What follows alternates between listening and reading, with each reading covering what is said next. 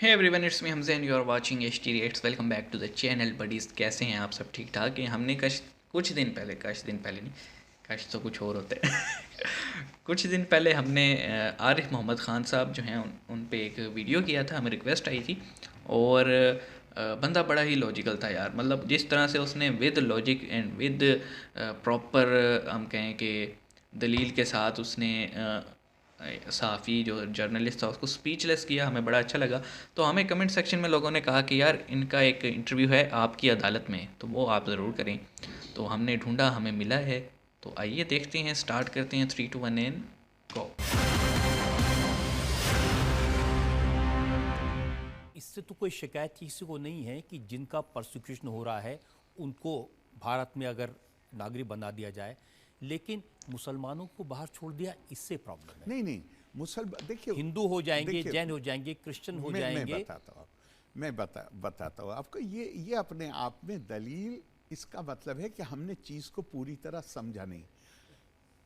अच्छा, सी ए वाली बिल आप हो गई है शब्दों ना? पर गौर करिए, जो शब्द इस्तेमाल हुए हैं, अगर आप कहें तो मैं पढ़ के सुना सकता हूँ, मेरे पास हैं। मौलाना आजाद, मौलाना कहते हैं कि वेस्ट पाकिस्तान के लोगों का मिजाज अस्करी है। अस्करी कहते हैं जंगजू, तशद्दुद, जंगजू। थोड़ा मिलिटेंट, जुझारू, हाँ। मिलिटेंट। हाँ हिंदुओं के वैसे है, लिए वेस्ट पाकिस्तान कट्टरपन में वाली रहना हरकतें। नामुमकिन हो जाएगा। या तो ये वहां से निकाले जाएंगे या निकलकर खुद भागेंगे। और उसके बाद फिर वो आगे भी काफी बोलते हैं कि इसके नतीजे, क्योंकि इसके नतीजे हिंदुस्तान पे क्या पड़ेंगे, इसके नतीजे में मुसलमानों को किन परेशानियों का सामना। वो इस हद तक जाते हैं मौलाना, कहते हैं कि ये देश अगर बन गया तो ये पाकिस्तान जब बनेगा तो यहाँ इस्लाम जिंदा नहीं रहेगा और हिंदुस्तान में मुसलमानों के लिए कठिनाइयां पैदा हो जाएंगी। तो वो इस चीज को पूरी तरह समझते थे। लेकिन मैं आपको महात्मा गांधी से बड़ा तो हमारे लिए कोई नहीं हो सकता। 7 जुलाई 1947, 15 अगस्त को देश आजाद हुआ है। 7 जुलाई को महात्मा गांधी कह रहे हैं, हिंदू और सिख जो आज पाकिस्तान में हैं, अगर वो वहां नहीं रहना चाहते, और निस्संदेह ये उनका अधिकार है कि वो हिंदुस्तान आ सकते, और इस मामले में भारत सरकार की ये जिम्मेदारी होगी कि वो उनको नौकरियां दे, नागरिकता दे और वो सुविधाएं दे जिससे वो अच्छा जीवन भारत के अंदर जी सके। फिर पंडित जवाहरलाल नेहरू, नहीं, मैं पहले महात्मा गांधी का ही आपको एक और, मेरे पास कई सारे हैं जो हरिजन में उनका छपा हुआ है, लेकिन मैं एक बताता हूं आपको। और उन्हीं जो छपा है जैसे हरिजन में, वो पढ़ता हूं और उसके बाद उसका अनुवाद करता हूं। इफ पाकिस्तान अनुवाद रॉन्ग डूइंग, बताइएगा क्या होता है? There is bound to be war between India and Pakistan. अगर पाकिस्तान जो ये वो नींव इस उत्पीड़न पॉइंट कर पे रहा रखी है ना है, कि जो जंग हो ज्यादती कर सकती रहा है। है, अगर ये पाकिस्तान लगातार करता रहेगा तो इसका एक ही नतीजा होगा, और वो ये होगा कि भारत और पाकिस्तान के बीच में जंग होगी। ये किसके शब्द हैं? जो अहिंसा का पुजारी था। वो ये मानते थे कि पाकिस्तान इतना ज्यादा जुल्म कर रहा है, बल्कि शायद महात्मा गांधी अगर जिंदा रह जाते तो महात्मा गांधी ने यह ऐलान किया था कि वो अब जाके, वो कुछ समय के बाद पाकिस्तान जाना चाहते थे, क्योंकि जो खबरें उन्हें आ रही, जिस तरह वो यहाँ पे विभाजन हो जाने के बाद जिस तरह उन्होंने यहाँ हिंसा में घिरे हुए मुसलमानों की जानें बचाई, इसी तरह वो पाकिस्तान जाना चाहते थे। अब वो उनके लिए काम करते थे जिनकी जान और इज्जत को पाकिस्तान में खतरा है। देखिए, मैं आपसे एक बात कहता हूं, हिंदू मुसलमान की बात करना, सिख की बात करना, क्रिश्चियन की बात करना, यह हमारी परंपरा के मुताबिक नहीं। हमारी परंपरा तो यह है, उत्तरम यत् समुद्र से हिमाद्री चैव दक्षिणम वर्षम तत् भारत नाम भारतीय यत्र संतति। हर कोई जो उत्तर में हिमालय और दक्षिण में समुद्र, इस बीच में जो कोई है वो भारत की औलाद। ये है सनातन सिद्धांत। तो फिर लेकिन क्यों इस कानून ने मुसलमानों को छोड़ दिया? अरे मैं सुन तो बता लो रहा हूं यार। आपको, ये है सनातन सिद्धांत, ये है हमारी संस्कृति, ये है हमारी सभ्यता, लेकिन पाकिस्तान के बनने से, पाकिस्तान की मांग और पाकिस्तान के बनने से विशेष परिस्थितियां पैदा हुई। एक सनातन धर्म होता है, एक युग धर्म होता है, एक देश धर्म होता है, एक काल धर्म होता है।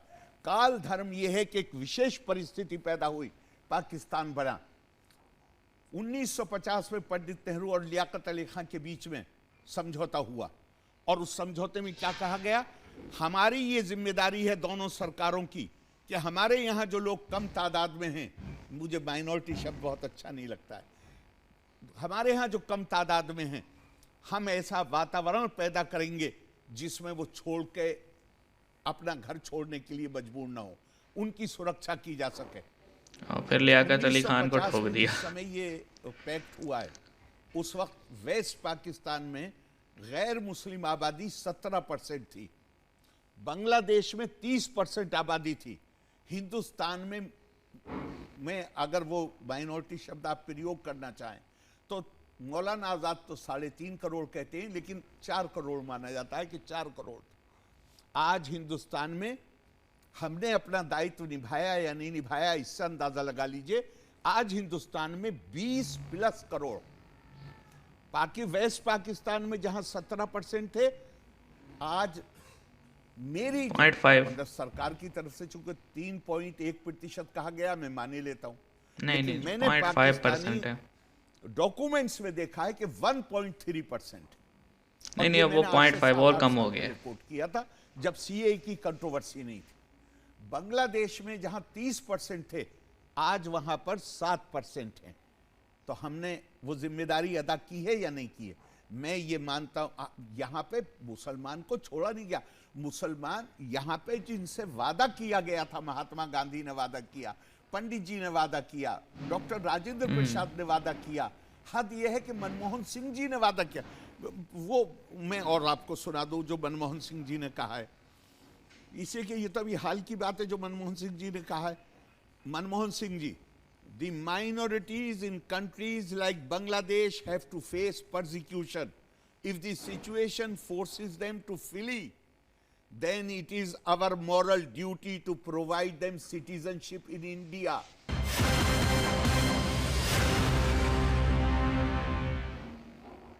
ख़त्म हो गया यार।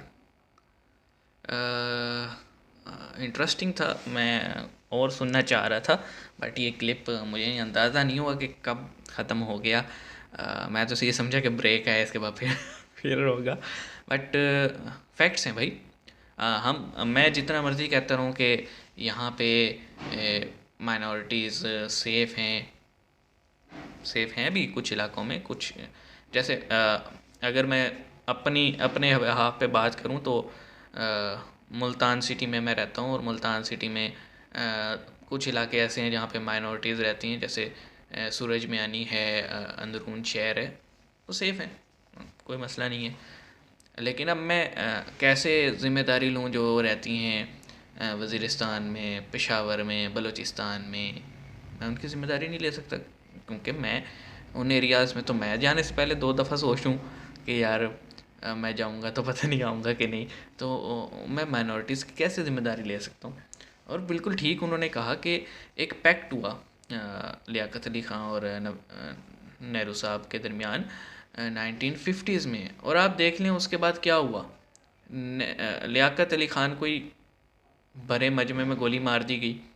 तो माइनॉरिटी तो क्या है, यहाँ पे तो जो मेजॉरिटी है वो अगर आपके नज़रियात से इख्तलाफात करें तो आप उन्हें मरवा देते हैं। तो माइनॉरिटी का फिर हम कैसे कह सकते हैं कि वो सेफ़ हैं? और डेफिनेटली कन्वर्जन, या तो कन्वर्जन हुई है या वो लोग छोड़ के इंडिया चले गए, और इसी वजह से जो वो 17% थी वो अब आपको नज़र आती है स्टैटिस्टिक्स में 1.3%, लेकिन मुझे ये लगता है कि 0.5 या 0.6% रह गई हैं। और सिमिलरली बांग्लादेश या ईस्ट पाकिस्तान बहुत ज़्यादा हम कहें कि टॉलरेंट था as compare to West Pakistan, लेकिन वहाँ भी देखें कि 30% से कम हो गए। और उसमें एक वजह ये भी हो सकती है कि 71 के वॉर के बाद बहुत सारे जो हैं वो मूव कर गए होंगे इंडिया, अपॉर्चुनिटी उन्होंने अवेल की होगी, लेकिन स्टिल काम तो हुआ है ना, तो उसकी क्या जस्टिफिकेशन देंगे। लेकिन इंडिया में जितनी माइनॉरिटीज़ थी, चाहे आप सिखों को ले लें, क्रिश्चियंस को ले लें, आप जो है ना वो पारसी जो हैं उनको ले लें या मुसलमानों को ले लें, सबकी आबादी बड़ी है। तो हमारे पास कोई जवाब रहता नहीं है सिवाय अपनी नाकामी को एक्सेप्ट करने के। तो हम देखते हैं, आरिफ साहब की बातें बड़ी लॉजिकल थी। मज़ीद कोई वीडियोस ढूंढते हैं इनकी, आप भी हमें रिकमेंड कर सकते हैं। हम मिलेंगे आपसे नेक्स्ट वीडियो में।